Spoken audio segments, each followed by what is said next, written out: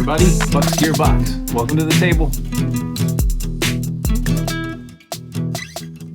Hey, and welcome back to the table.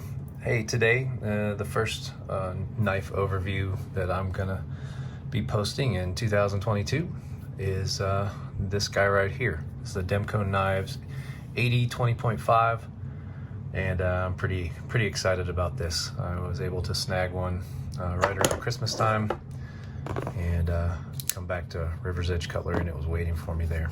And so yeah, I'm gonna go do a little overview of what comes in the box, and then we'll get back to the knife here. Pretty awesome packaging from Demko. This is my first Demko Knives product I've ever owned. Comes with a pretty nice setup here. This logo is actually a patch, so you can take that off of there and use that. Comes with a very nice carrying case.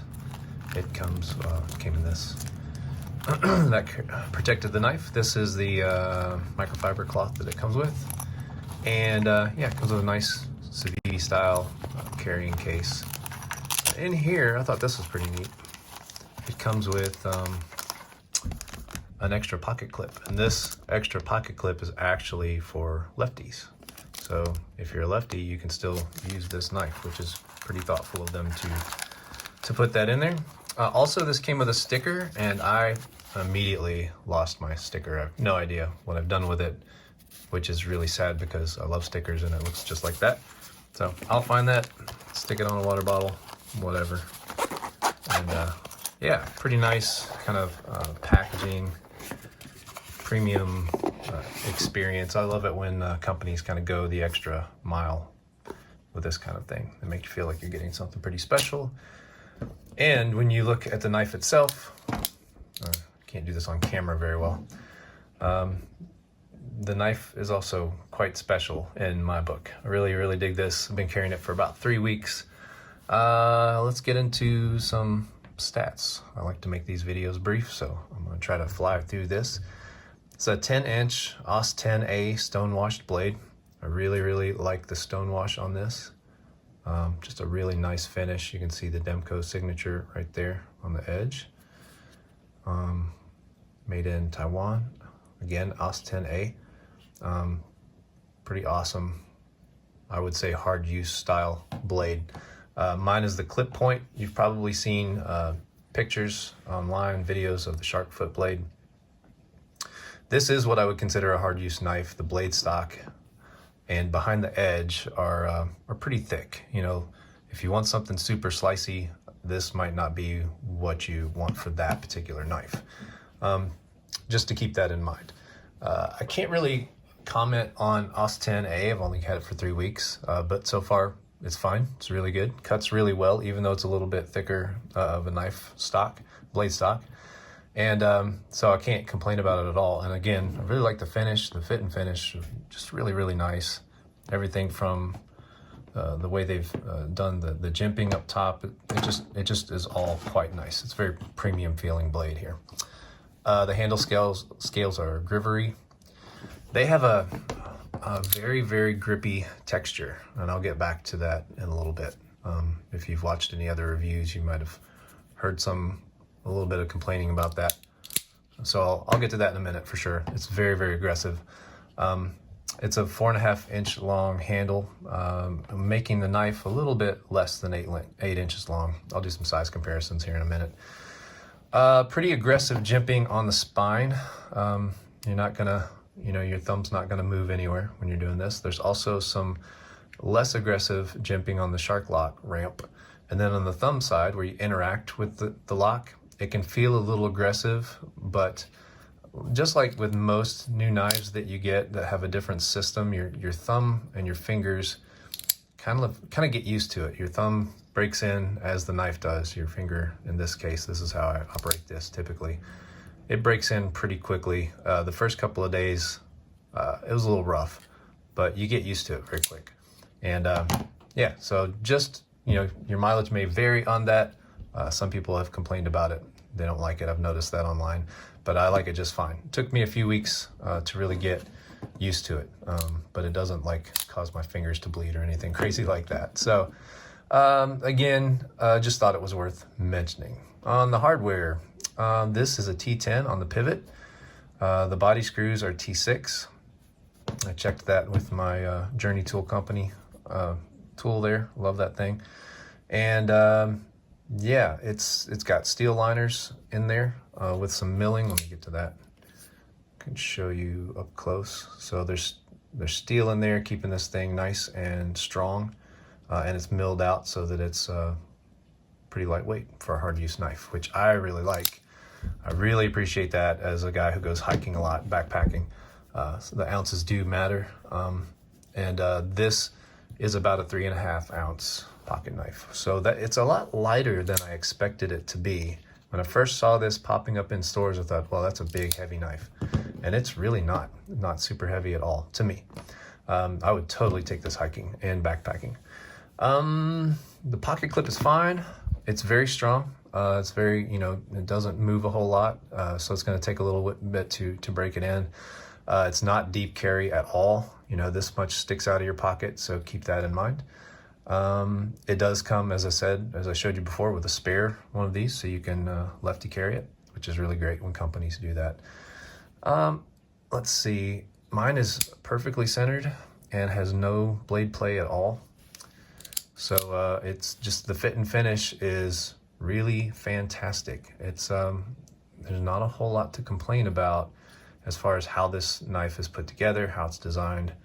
The shark lock, obviously that's kind of a big deal, right? It's an interesting lock. I wasn't sure if I'd like it when I saw the videos of it, and I have grown to absolutely love the shark lock. It is not simply hype. It's really, really cool.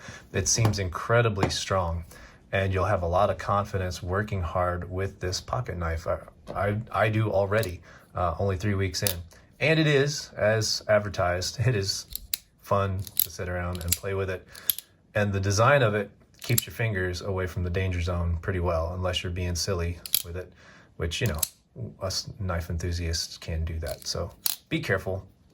It's still sharp. It'll still cut your fingers off. So don't go crazy with it, but it is really fun to sit around and play with. The action is listed as caged ball bearings on some websites. I've heard someone tell me they thought it was washers, so I'm not super sure about that, but I would go with the listings on the websites. You can't really see them, but the action is so smooth that, I don't know. I don't have a whole lot of washer knives that are that fast, so it's got to be caged ball bearings. If anybody knows for sure, I haven't taken mine apart yet, but I will be in the near future, so I'll dig in there and find out. Size comparisons. All right, let's do that. Everybody likes size comparisons. So, as I mentioned, this is a lightweight knife. Whoops. For a big beefy knife, it's fairly lightweight. Now this weighs less than half of what this weighs, or close to that, at under 2 ounces. But I still wouldn't mind taking this on a backpacking trip. This is the Benchmade Bug Out. I don't know why I didn't say that when I pulled it out. This is the QSP Penguin, which always is being carried, and a comparable size. This is a little bit longer than both of these, but very I don't know. These are knives I use all the time, and the Demko AD20.5 is definitely going to fit in with that. So I thought I'd show you these first. And everybody likes to check out the Para 3 and the PM2 as far as size comparisons, because I think everybody's very familiar with what these knives look like and how big they are. So there you go. There's it's definitely in between. It's on the smaller size, closer to the Para 3, which is also, I found, kind of surprising. I thought this was going to be a slightly bigger knife. So there you go. Now you know. So there's my Para 3 and the PM2. Next, a couple of knives that also get carried quite often. Of course, this is more of a high-end premium thing. And this is my Chris Reeves Benza, and this is the Benchmade Mini Adamas. I just put this one here for size because a lot of folks are familiar with that knife as well. This one is interesting to me because this is also a hard-use, beefy knife that can probably last through just about anything, but it is considerably heavier to me than the Demko is, or it feels heavier. It's also bulkier. It's big. It's also kind of thick blade stock as well. These are both going to be comparable knives. This is a little bit lighter, a little bit thinner profile. So I don't know if anybody out there would be torn between these two specifically, but to me they do similar, they play similar roles in the knife collection. So I thought I'd throw that one out there. Had it handy anyway, the Mini Adamas. So there you go. There's some size comparisons. Overall thoughts. All right. The handles are fine. But at this price point, I just think I would like something a little nicer than Grivery or FRN or anything like that. And I go back and forth with this. This, for me, is a user knife through and through. I'm absolutely going to be taking this out in the woods with me. It's going to last forever. I really believe that. It's more tough than it is slicey. It's a user knife through and through. And it's going to survive just about anything I put it through. It's also super grippy. But I'm a little torn about it because it is a really nice knife. In my mind, this is a premium knife, but it's got, you know, Grivery handles. It's kind of a bummer. I felt a little bit the same way when I got my Bug Out, and then since then I've traded out for G10 scales. But you know, many people had that sentiment with the Bug Out when it was released. They didn't like the handles. They just felt like, you know, for $130 or whatever they are. It should be a little bit nicer to hold.